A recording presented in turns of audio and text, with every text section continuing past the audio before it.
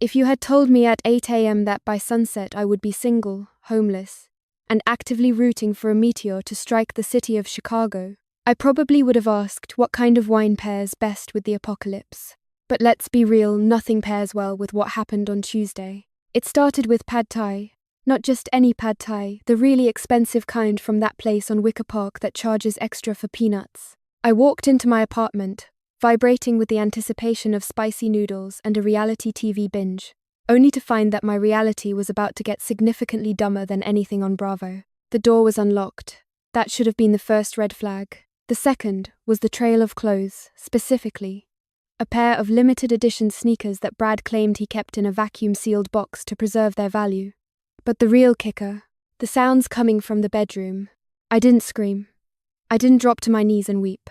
I just stood there, staring at the absolute train wreck unfolding on my bed. My fiancé, Brad, a man who once asked me if wolves were just dogs with better PR, was tangled up in my sheets.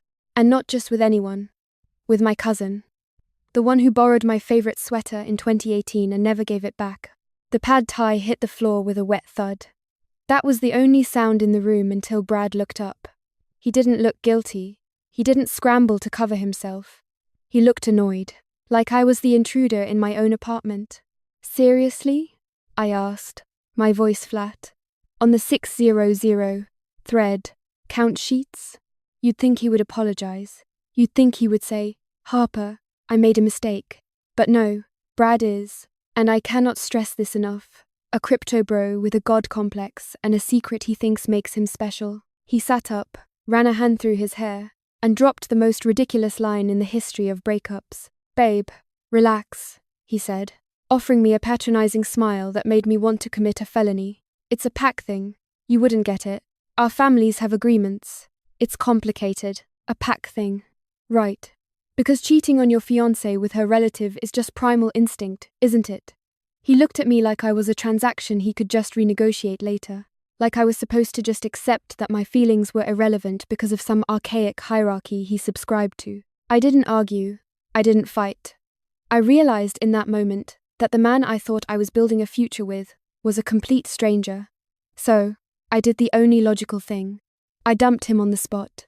I grabbed the only thing in that apartment that truly loved me back, my vintage Nord keyboard, and I walked out. I left the apartment, the engagement, and the pad thai behind. I was halfway down the block, shivering in the Chicago wind, trying to figure out if you can sleep in a Toyota Corolla comfortably, when my phone rang. It was my mother. Perfect timing. Surely. She was calling to offer sympathy. A warm bed, maybe a hitman.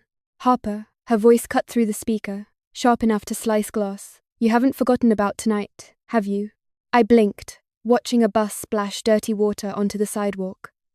Mum, Brad cheated on me. I'm currently standing on the sidewalk with a keyboard and no place to sleep. There was a pause, a long, heavy silence.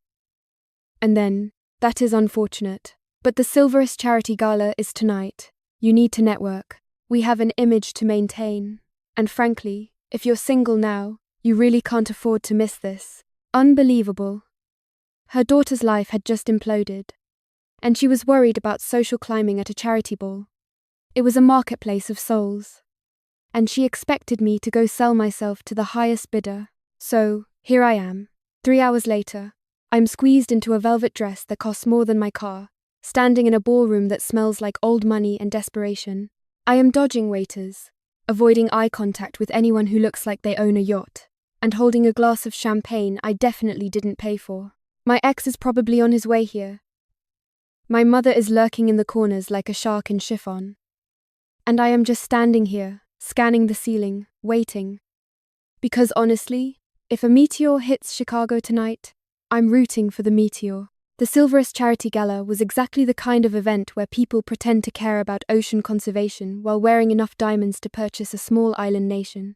The air conditioning was set to Arctic. The champagne tasted like battery acid and judgment, and the room was filled with the kind of silence that sounds like 1,000 suppressed secrets. I was currently wedged between a potted fern and a marble column, trying to make myself invisible. My mother had thrown me into this marketplace of souls with a clear directive: look pretty. Smile until your face hurts.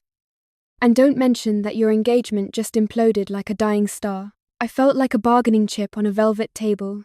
I was just calculating the escape velocity needed to reach the exit without being spotted by my mother's bridge club when the atmosphere shifted. You know that feeling when the air pressure drops right before a tornado touches down? That. I felt the weight of a stare before I saw him. Brad. He was standing near the entrance, scanning the crowd with that predatory, entitled look he used to reserve for waiters he was about to undertip. He wasn't wearing socks with his loafers. Of course he wasn't. Because nothing says I'm a narcissistic crypto bro who cheated on my fiancé with her cousin quite like exposed ankles in October. Panic didn't just hit me, it punched me in the chest. If he saw me, he'd cause a scene. He'd corner me. He'd do that thing where he lowers his voice and tells me I'm being hysterical while digging his fingers into my arm just a little too hard. I couldn't let him catch me. Not here. Not in front of everyone. I moved. It wasn't a graceful exit. It was pure, unadulterated desperation. I wove through the crowd, dodging diplomatic smiles and flowing gowns, ducking behind trays of hors d'oeuvres.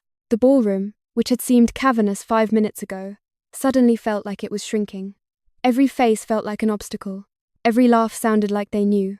I spotted a heavy velvet curtain near the balcony doors, a thick, crimson hiding spot. I didn't think. I just dove. I turned sharply, hoping to disappear into the shadows. And that's when physics decided to ruin my life. I didn't just bump into something. I collided with a wall. A solid, warm, unmoving wall of muscle disguised in a tuxedo. I stumbled back, the breath knocked out of me. But before I could hit the floor, firm hands caught me by the arms. They were large hands, strong, the kind of grip that doesn't ask questions, it just stabilizes. I looked up, and up, and up. I didn't even process who he was at first. All I saw was a jawline sharp enough to cut glass and eyes that looked like a stormy sea. He was hiding, too, standing in the shadows of the curtain, holding a glass of amber liquid like it was the only thing keeping him from burning the building down. He radiated a do-not-approach energy that was so potent. People were instinctively stepping aside as they walked past the curtain, even without looking at him. But I was desperate. My brain had short-circuited. I didn't see a stranger. I saw a human shield. "Dance with me," I whispered. The words slipped out fast, breathless, barely a ghost of a sound. He didn't move. He just stared down at me, his expression unreadable, terrifyingly still. "My ex is circling me," I pleaded, my voice cracking. "That bastard is cornering me. Please. Just stay with me. Pretend you know me. I don't want to be alone." There was a heavy silence, the kind that stretches for seconds but feels like hours. I blinked, trying to focus, realizing too late that this wasn't just some random guest. The posture, the authority in the way he held himself. This man was used to being obeyed. Then I smelled him. It hit me like a physical wave, a scent that had no business belonging to a human man in a tuxedo. It was damp earth, pine, and something wild. Something ancient.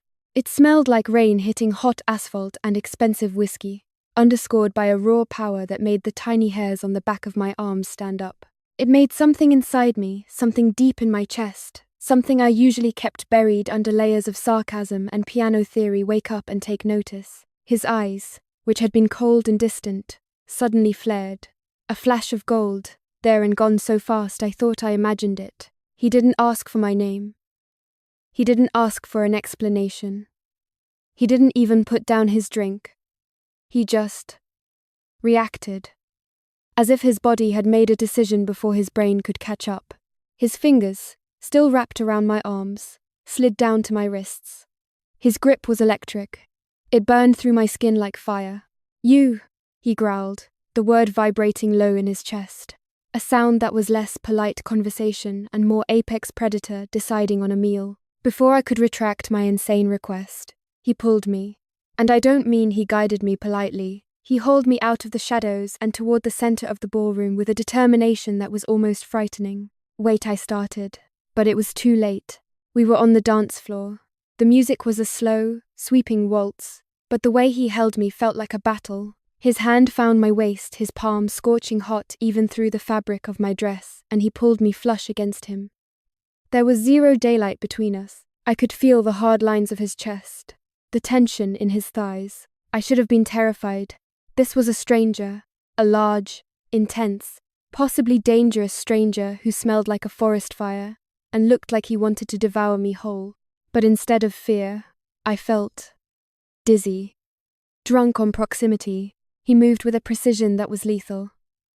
He steered me through the crowd like he owned the floor, like he owned the building, like he owned me. The people around us, the whispers, the staring eyes faded into a blur. "You're a really aggressive dancer," I managed to choke out, trying to summon some of my usual snark to combat the fact that my heart was currently trying to batter its way out of my ribcage. He looked down at me. His face was dangerously close. I could see the individual specks of gold in his irises. I could see the way his nostrils flared, inhaling my scent as if it were oxygen and he had been holding his breath for a lifetime. "I'm holding back," he murmured. The voice was rough, scraping against my nerves in the best possible way. If I weren't holding back, we wouldn't be dancing. I swallowed hard. Is that a threat or a promise? He didn't answer. He just spun me, his grip tightening on my waist. Possessive and absolute. For a moment, the world stopped. I forgot about Brad. I forgot about my mother. I forgot that I was technically homeless. All I could feel was him, the heat radiating off him, the way his heart was hammering against my chest, matching the frantic rhythm of my own. It felt inevitable. It felt like colliding with destiny. And then, just as I was about to do something incredibly stupid like lean in and smell his neck, the music stopped. The silence crashed back in, bringing reality with it. I blinked, disoriented, as if waking from a fever dream. I looked over his shoulder and saw him, Brad. He was scanning the dance floor, his eyes narrowing. He had spotted the velvet curtain. He was moving toward us, panic, cold and sharp, sliced through the fog of attraction. I couldn't be here. I couldn't let this scene play out. I had used this stranger as a shield, but now the shield felt dangerous in a completely different way. I was standing in the arms of a man who made me forget my own name, while the man who ruined my life was closing in. My voice faltered. I looked up at the stranger Declan, though I didn't know his name then. He looked ready to murder someone. His gaze was locked on something behind me. His jaw clenched so hard a muscle feathered in his cheek. "Forgive me," I whispered, stepping back. My hands trembled as I pulled away from his warmth. He reached for me. It was a reflex. His hand shot out to grab me back, instinct roaring to keep me close. "Stay," he commanded. Not a request, an order. "I can't," I gasped. "I'm sorry. I'm so sorry." I turned and ran. I abandoned all dignity. I pushed through the crowd, ignoring the confused glares of the socialites, ignoring the way my heels clicked frantically against the marble. I didn't look back. I couldn't look back. I burst through the side doors and into the cool night air, gasping for breath as if I'd just surfaced from deep water. I kept running until I reached the service exit, my chest heaving, my mind reeling. It wasn't until I was halfway down the block, shivering in the Chicago wind, that I realized I was missing something. My folder, my entire livelihood, the sheet music I had been clutching like a lifeline was gone, left behind on a table near the curtain, or maybe dropped on the dance floor. I had fled the ball, leaving behind the only thing of value I owned, and somewhere in that ballroom, a man with eyes like a storm and a scent like wild pine was holding the empty space where I used to be, watching the door. I woke up the next morning to the distinct sensation of sandpaper on my face. Upon opening one crusty eye, I realized the sandpaper was actually the tongue of my best friend's cat, Sir Pounce-a-Lot, who was currently standing on my chest and judging my life choices. I was sleeping on Chloe's couch, a piece of furniture that smelled faintly of stale Cheetos and despair. My back was twisted into a shape that I'm pretty sure isn't found in nature, and my neck felt like someone had replaced my spine with a rusty slinky. This was my life now. 25 years old, a degree in music theory that my father said would be a delightful hobby, and currently homeless because my ex-fiancé decided loyalty was just a suggestion. I was just contemplating pulling the throw blanket over my head and living as a couch ghost forever when there was a knock at the door. Not a friendly "hey, neighbor" knock, a firm, authoritative, "we know you're in there" knock. I froze. Sir Pounce hissed and bailed. Harper Vance? A voice called out. I scrambled off the couch, smoothing down my oversized t-shirt that said I'm with the band a lie. I was the band, and cracked the door open. Standing in the hallway was a man who looked like he had been 3D, printed by the Secret Service. Earpiece, black suit, sunglasses indoors. In his hands, he held a sleek black folder. That's me, I squeaked. If this is about the student loans, I swear the check is in the mail. The metaphorical mail. I'm not a debt collector, Miss Vance, he said, his voice devoid of any human emotion. He extended the folder. We believe you left this at the Silverus Gala last night. My heart stopped. My sheet music, my compositions, my entire brain, transcribed onto paper. I snatched the folder from him, clutching it to my chest like a long-lost child. Oh my God. Thank you. I thought I lost this forever. How did you... Inside is an offer, he interrupted. Mr. Wolfe is in need of a private instructor for his sister. He requires discretion, availability, and talent. Based on the notes in that folder, you have the talent. The check inside covers the first month's retainer. I opened the folder. Sitting on top of my jazz arrangements was a check. I stared at the number. I blinked. I stared again. That wasn't a retainer. That was a ransom payment. That was pay off my student loans and buy a condo money. Mr. Wolfe? I asked, my brain struggling to catch up. As in, Wolfe Tower? The terrifying glass spike in the middle of downtown? The car is downstairs, the agent said. He hates to wait. An hour later, I was standing in an elevator that was ascending so fast my ears popped 3 times. I had swapped my sleep shirt for the only professional outfit I had left. A black turtleneck, and trousers that made me look like I was about to audition for a French New Wave film. The elevator doors slid open directly into a penthouse. And when I say penthouse, I don't mean an apartment.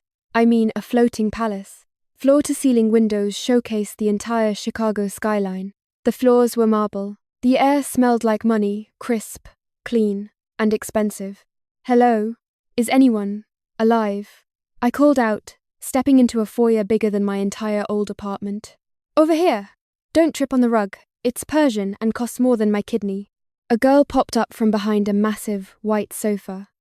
She looked about 19, wearing neon green sweatpants and a crop top that said Gaslight, Gatekeep, Girl Boss. She was holding a phone on a ring light tripod. Hi, I'm Mia, she beamed, bounding over to me. You must be the piano teacher. Thank God. The last one left crying, because I told her that Beethoven was basically the original emo kid, and she couldn't handle the truth. This was Mia Wolfe, the difficult student. She seemed delightful. Chaotic, yes, but delightful. I'm Harper, I said, shaking her hand.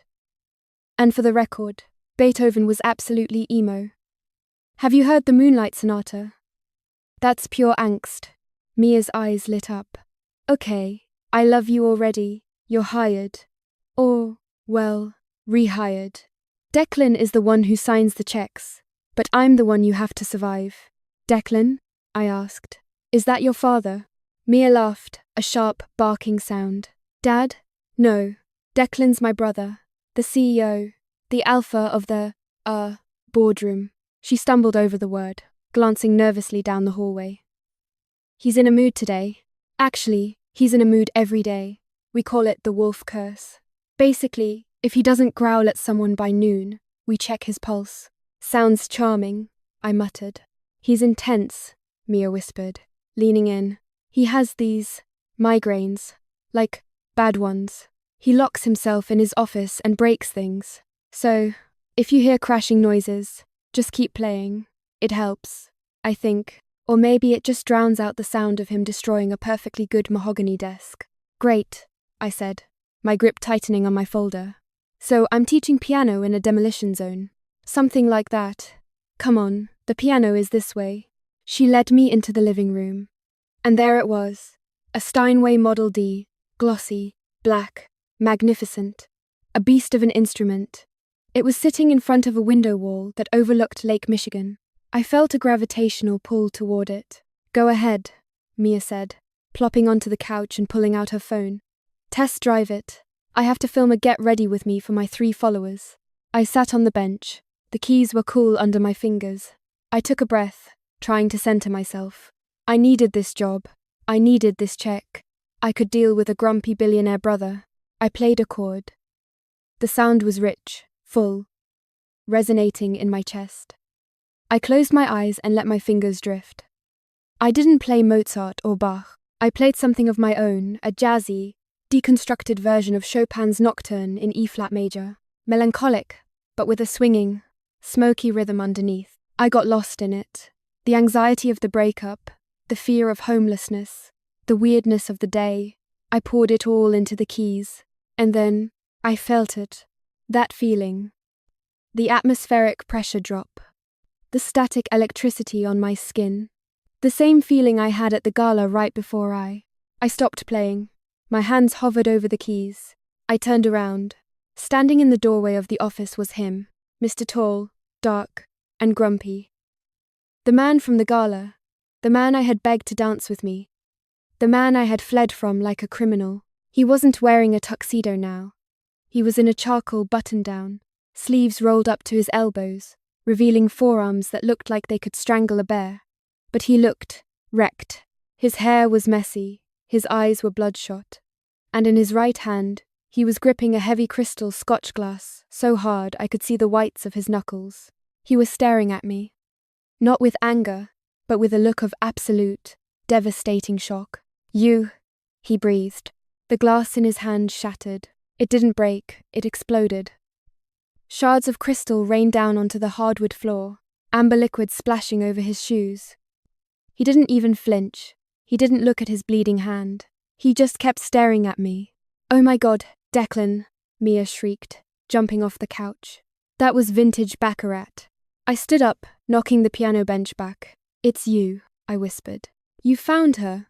Declan asked, his voice rough, like gravel tumbling in a dryer. He looked at Mia, then back at me. "You brought her here?" "I brought the piano teacher," Mia yelled, grabbing a towel from a side table and rushing to him. "You're bleeding, you psychopath. Why do you have to crush everything you touch?" Declan ignored her. He took a step toward me. The scent hit me again, rain, asphalt, pine, whiskey. It filled the massive room instantly. "Why did you run?" he demanded. "Why are you bleeding?" I countered, my voice shaking but my chin held high. "And why are you looking at me like I'm the one who broke your glass?" He stopped a few feet away. His chest was heaving. I noticed a vein pulsing in his temple. Dark and frantic. He looked like a man in pain. Serious. Physical pain. The music. He gritted out, closing his eyes for a second. "Play it again." "Excuse me?" "The music." He opened his eyes. They were burning. The noise in my head. "It stopped when you played." "Play it again." "Declan, you're scaring her," Mia hissed, dabbing at his hand. "I'm not scared," I lied. I was terrified, but I was also intrigued.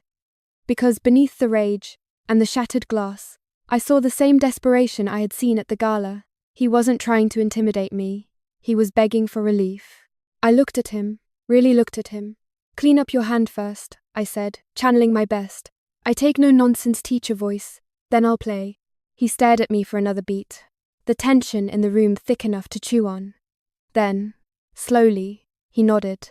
Over the next week, my life became a bizarre montage of luxury and lunacy. I showed up at Wolfe Tower every morning at 9 a.m. The routine was supposed to be simple.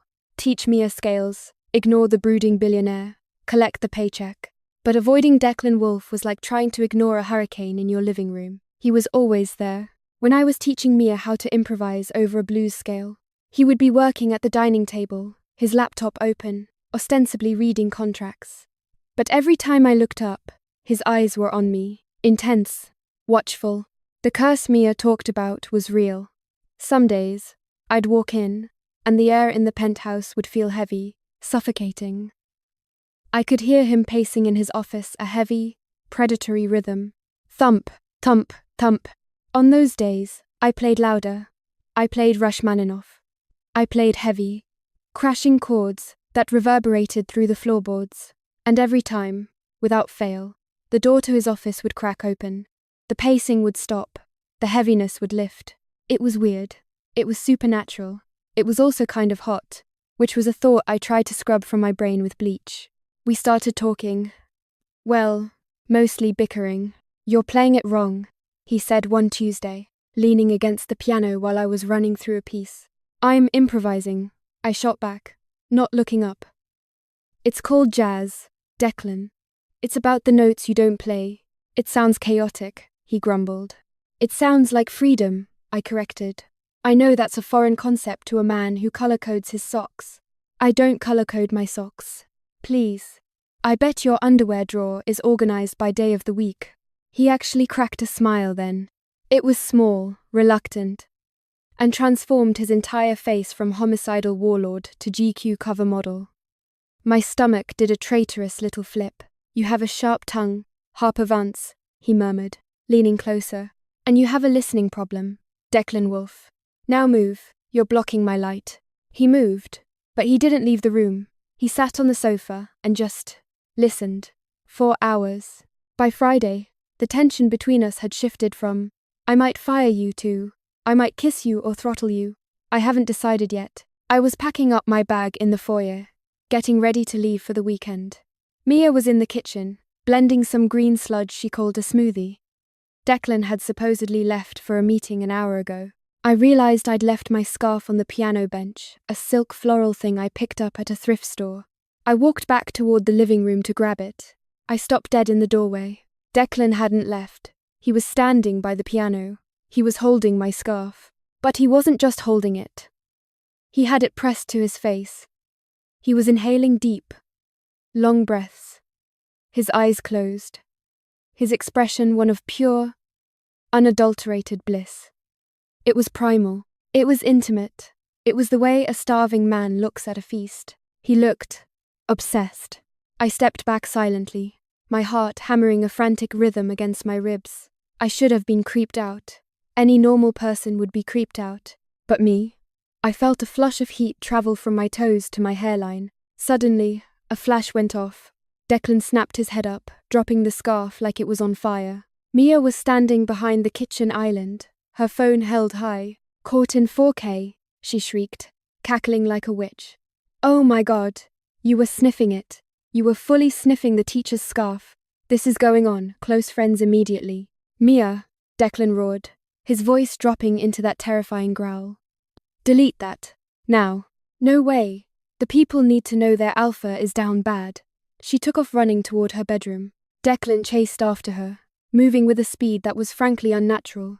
I stood there alone in the living room, staring at my scarf lying innocently on the floor. I walked over and picked it up. It was warm. I brought it to my nose, beneath my own perfume. I could smell it now. Him. That storm and whiskey scent. It was clinging to the silk, marking it, marking me. I realized then that I was in deep trouble. I wasn't just the piano teacher, and he wasn't just a difficult boss with a migraine problem. Whatever was happening in this penthouse, it was dangerous. It was wild. And God help me, I didn't want to leave. Chicago storms don't knock. They kick the door down. That night, the sky had turned a bruised shade of purple, and rain was lashing against the floor-to-ceiling windows of the penthouse like gravel. It was the kind of weather that made the entire city feel like it was holding its breath. I should have been gone hours ago. My lesson with Mia had ended at 4, and Declan had been elusive. All day, the energy in the penthouse had been vibrating at a frequency that made my teeth ache. The wolf curse, Mia had called it. A migraine, a mood. But as I sat on the piano bench, organizing my sheet music while the thunder shook the glass walls, I knew it was something else. It felt like standing next to a high-voltage fence. The air was thick, heavy, with that scent ozone, pine, and a terrifying, raw distress. Then I heard it. It wasn't a crash. It wasn't the storm. It was a sound that had no place in a luxury high-rise. A low, guttural roar of pain that seemed to vibrate through the floorboards and straight up my spine. It was the sound of something wild caught in a trap. Mia had gone out with friends. The staff had been dismissed early. It was just me. Common sense and every horror movie I'd ever seen screamed at me to grab my bag and run for the elevator. "Leave, Harper," This man signs your checks. He isn't your problem. But my feet didn't move toward the elevator. They moved toward the hallway, toward the double doors at the end that led to the master suite. The air grew hotter as I got closer, oppressive. I reached the door, my hand hovering over the handle. Another sound came from inside, the sound of furniture splintering. I didn't think. I pushed the door open.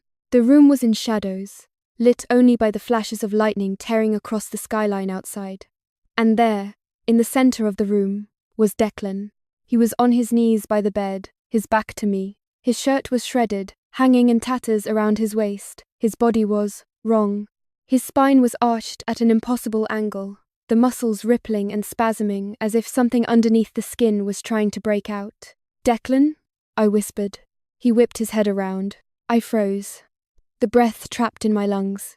His eyes weren't grey anymore. They were gold, glowing, molten gold, burning with a ferocity that wasn't human. His jaw was clenched. His teeth, were they sharper? Longer, bared in a snarl. His hands were gripping the edge of the mattress, and I saw his fingernails digging into the expensive fabric, looking dangerously like claws. He looked like a monster. He looked terrifying, but beneath the gold, beneath the snarl, I saw it. Panic. Pure, unadulterated terror. He wasn't attacking. He was fighting himself. He was losing a war against his own biology. "Get out," he rasped. The voice didn't sound like him. It sounded like gravel grinding together. "Harper, run." I took a step forward. "I said go," he roared, and the sound cracked like a whip. He tried to stand, but his legs gave out, and he collapsed forward, catching himself on his hands, panting like a dying animal. I should have run. I really should have. But looking at him shaking, isolated, convinced he was dangerous, I didn't see a beast. I saw a man who had spent his entire life believing he was broken. I crossed the room. I didn't rush. I didn't flinch when the lightning flashed again, illuminating the sweat slicking his skin. I knelt in front of him. He scrambled back, pressing himself against the bed frame. "Don't," he choked out. I can't hold it back. "I'll hurt you." "You won't," I said. My voice was surprisingly steady. "You don't know what I am," he snarled, his golden eyes wide and frantic. "I don't care," I whispered. I reached out. I placed my hands on either side of his face. His skin was burning, fever hot. The moment my palms touched him, a shockwave went through us. Not static electricity, something deeper. An anchor dropping into the ocean floor. "Declan," I said, forcing him to look at me. "Breathe. Just breathe. I've got you." He froze. His chest heaved, fighting for air. He stared at me, and I watched the battle play out in real time. The wildness in his eyes clashed with the recognition of me. He leaned into my touch, a low, desperate sound escaping his throat. It wasn't a growl this time. It was a whimper. "Harper," he breathed, as if my name were a prayer. "I'm here," I said, stroking his thumb over his cheekbone. "I'm right here." The tension in his body didn't vanish, but it shifted. The aggression bled out, replaced by something just as intense but infinitely more dangerous. Hunger. His hands came up, gripping my wrists. Not to push me away, but to hold me there. His grip was bruising, desperate. The gold in his eyes darkened, swirling with heat. "You should have run," he murmured, his voice rough. "Why didn't you run?" "Because you needed me," I answered. He closed his eyes, a shudder wrecking his body. "Need," he groaned. "God, you have no idea." Then he moved. Fast. One hand tangled into my hair, pulling my head back, and his mouth crashed onto mine. It wasn't a gentle kiss. It was a collision. It was a starvation response. He kissed me like he was drowning, and I was the only oxygen left in the world. And I didn't pull away. I melted. I wrapped my arms around his neck, pulling him closer, erasing the space between us. The scent of him, rain, pine, that wild musk flooded my senses, making my head spin. It felt like coming home. It felt like something that had been written in the stars long before I walked into this penthouse. He pulled me up, lifting me effortlessly, and I wrapped my legs around his waist. We fell onto the bed, a tangle of limbs in desperation. Mine, He growled against my neck, his teeth grazing the sensitive skin there. "You're mine, yours," I whispered back. And I meant it. In that moment, with the storm raging outside and the man I was falling for unraveling in my arms, nothing else existed. No curse, no job, no logic. Just the pull, the undeniable, terrifying, beautiful pull. Morning sunlight is cruel. It exposes everything you tried to hide in the dark. I woke up alone. The bed was vast and cold. The storm had broken, leaving the sky a crisp, innocent blue. For a few hazy seconds, I lay there, smiling, remembering the weight of him, the way he had held me afterward, like I was something precious. I thought, okay, this is complicated, but we'll figure it out. We have to. Then I heard the click of a lighter. I sat up, pulling the sheet to my chin. Declan was standing by the window, fully dressed in a crisp navy suit. His back was to me. He was staring out at the city, his posture rigid, perfect, untouchable. The billionaire CEO, the man who had whispered mine against my skin just hours ago, was gone. "Declan?" I asked, my voice raspy with sleep. He didn't turn around. "You should get dressed," he said. His voice was ice, absolute zero. "My driver is waiting downstairs." My stomach dropped. "What?" "I've instructed payroll to add a generous severance package to your final check," he continued, speaking to the window. "It should cover your loans and living expenses for a year." "Severance?" I scrambled out of bed, grabbing my discarded shirt from the floor. "Declan, look at me." He turned slowly. His face was a mask. The gold was gone from his eyes, replaced by a flat, steel grey. He looked tired. He looked hollow. "This was a mistake," he said. "Last night. It was a lapse in judgment. I lost control. A lapse in judgment," I repeated, stepping toward him, my hands shaking as I buttoned the shirt. "Is that what you call it? Because it felt a lot like you needed me. It felt like you were terrified and I was the only one who could reach you. That is exactly why you have to go," he snapped, his composure cracking for a fraction of a second. "Do you think last night was normal? Do you think I am normal?" He walked to his desk, picking up a piece of paper, my contract, and dropping it back down. "My grandfather died screaming, Harper. He lost his mind to this thing. My father was violent until the day he died. It runs in the blood. It gets worse. Last night was the beginning of the end. So you're deciding for me?" I asked, my voice rising. "You're deciding that I'm too fragile to handle it. I am deciding that I will not drag you down with me," he shouted. "I will not let you watch me turn into a monster. I will not risk hurting you." He took a breath, straightening his tie. The mask slid back into place. "You're fired, Harper. For your own good. Leave." The silence that followed was deafening. I looked at him, really looked at him. I saw the fear behind the grey eyes. I saw the way his hand was trembling slightly at his side. He thought he was being noble. He thought he was the tragic hero in a gothic novel, sacrificing his happiness to save the girl. But I wasn't a damsel, and I didn't need saving from him. I felt the tears prickling my eyes, hot and stinging, but I refused to let them fall. I wouldn't give him that satisfaction. I walked over to the desk. I grabbed a pen and the notepad sitting there. My hand was shaking, but I wrote 2 words in big, angry block letters. "Ekit." I ripped the page off the pad and threw it at him. It fluttered in the air, landing pitifully on his immaculate shoe, but the message landed. "You're an idiot," I said, my voice trembling with rage. "You think you're protecting me.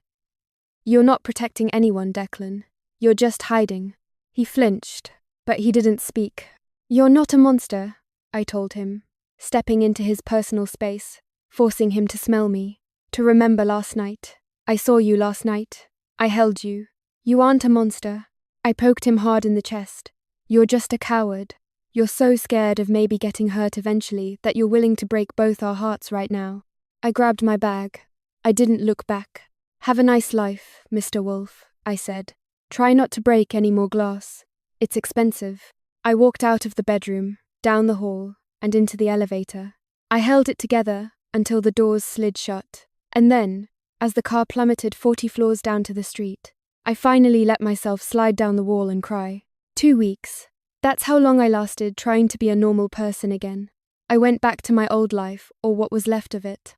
I played jazz at a dive bar called the Blue Note on the south side, drank bad coffee, and tried to convince myself that my brief stint as a billionaire's obsession was just a fever dream, induced by stress and expensive scotch. But you can't really go back, can you? Not when your skin still remembers the phantom weight of his touch. Not when every shadow looks like him. It was 2 a.m. on a Tuesday when the fever dream turned into a nightmare. I had just finished my set, hauling my keyboard case out the back exit into the alleyway. The air smelled like stale beer and city grit. Going somewhere, babe? I froze. That voice. It used to make me roll my eyes. Now it made my blood run cold. Brad was leaning against a dumpster, looking far too pleased with himself. But he wasn't alone. He had 2 friends with him, guys, who looked like they spent a lot of time punching drywall. Leave me alone, Brad, I said, gripping my keys like a weapon. I don't have time for your midlife crisis. I was waiting for you, he said, pushing off the wall. I did some thinking. You smell like him, Harper. You smell like the apex alpha. You're his mate, aren't you? He stepped closer, and the smile dropped. Do you know what kind of leverage that gives a guy like me? If I have you, I can make the high tower crumble. I am not leverage, I snapped. I'm a piano player with pepper spray. You're prey, he corrected. And then, right there in the alleyway behind a jazz club, physics broke. Brad didn't just lunge, he changed. The sound was sickening, bones cracking, fabric tearing. In seconds, the mediocre man I used to date was gone. In his place stood a wolf the size of a Great Dane, snarling, with eyes that promised violence. He lunged. I screamed, dropping my keyboard, scrambling back until my spine hit the brick wall. He pinned me there, massive paws heavy on my shoulders, hot breath washing over my face. I closed my eyes, waiting for the bite, but the bite never came. Instead, the air pressure dropped. That familiar, electric charge exploded in the alleyway. There was a roar not human, not wolf, but something primal. A blur of motion slammed into Brad with the force of a freight train. Brad was ripped away from me and thrown across the alley, crashing into a stack of pallets. I opened my eyes. Declan. He hadn't shifted. He was in his human form, wearing a t-shirt and jeans. But he moved with a speed and strength that defied logic. He stood between me and the pack, his chest heaving, his eyes glowing that terrifying, beautiful gold. Brad scrambled up, shaking his fur, and snarled. Declan didn't even flinch. He just walked toward the wolf. You touched her, he said. The voice was low, calm, and utterly psychopathic. You touched what is mine. Brad lunged again. Declan caught the wolf mid-air by the throat. He slammed him into the pavement with a crack that echoed off the buildings. It wasn't a fight. It was an execution. It was brutal, fast, and completely one-sided. Declan leaned down, whispering something into the wolf's ear that made Brad whimper. Then, he let go. Brad scrambled to his paws, tail tucked, and bolted into the darkness. His friends running behind him. Silence fell over the alley. Declan stood there for a moment, his back to me, breathing hard. Then he turned. The gold faded from his eyes, replaced by a desperate, agonizing grey. He crossed the distance in 2 strides and dropped to his knees in the dirty alleyway water, right in front of me. His hands hovered over my arms, afraid to make contact. Did he hurt you? He choked out. Harper, look at me. Did he hurt you? I was shaking. Adrenaline was crashing hard. I'm okay. You came. I felt you, he whispered, finally grabbing my hands and pressing them to his chest. I was across the city, and I felt your panic like a knife in my gut. I ran red lights. I think I broke a door. He looked up at me, and the walls were gone. No CEO mask, no cold distance, just the man. I tried to stay away, he confessed, his voice breaking. I tried to be noble, but I can't. I can't do it. I'd rather go mad with you than be sane without you. I looked at him, this powerful, terrifying, ridiculous man who had just beaten up a werewolf in an alley for me, and I realized I was just as crazy as he was. I let out a shaky laugh, wiping a smudge of dirt from his cheek. Good, I said, because you owe me a new dress. and a serious explanation about the fur situation. He let out a breath that sounded like a sob, pulled me into his arms, and buried his face in my neck. And right there, surrounded by dumpsters and broken pallets, I knew I was never playing a solo act again. 6 months later, if you thought the first gala was fancy, you should see the winter solstice ball. The champagne is better, the music is better, mostly because I curated the playlist and the company is significantly improved. I stood on the balcony, the Chicago skyline glittering behind me. Declan was glued to my side, his arm wrapped around my waist like a steel band. He was currently glaring at a waiter, who looked at me for 2 seconds too long. "Relax, Cujo," I whispered, nudging him. "He's just offering us crab cakes. He's thinking about asking for your number," Declan grumbled, tightening his grip. "I can smell it." "Declan." We turned to see Mia sprinting toward us, phone in hand, ring light attached. "Say hi to the stream," she chirped, shoving the camera in our faces. Update for the fans. My brother is still a massive simp, and Harper is officially queen of the city. "We love to see it," Declan groaned, trying to hide his face. But I laughed, winking at the camera. As I tilted my head, the camera caught it just a glimpse. A small, elegant mark on the side of my neck. It looked like a tattoo to the uninitiated. But to us, it was a promise, a claim, a seal that broke a curse. "Happy?" Declan murmured against my ear, ignoring his sister's commentary. I looked at him at the peace in his eyes where the storm used to be. "Yeah," I said. "I'd say the meteor missed us after all. And that, ladies and gentlemen, is how you tame a beast without losing your mind or your deposit." If you enjoyed watching me navigate the chaos of dating a werewolf billionaire, do me a favor. Scroll down and tell me in the comments. Would you date a guy with a curse if he looked like Declan Wolfe? Be honest. Don't forget to like this video, share it with your best friend who needs a reality check, and hit that subscribe button for Midnight Velvet Audio. We have plenty more stories where that came from. Until next time, keep your heels high and your pepper spray handy.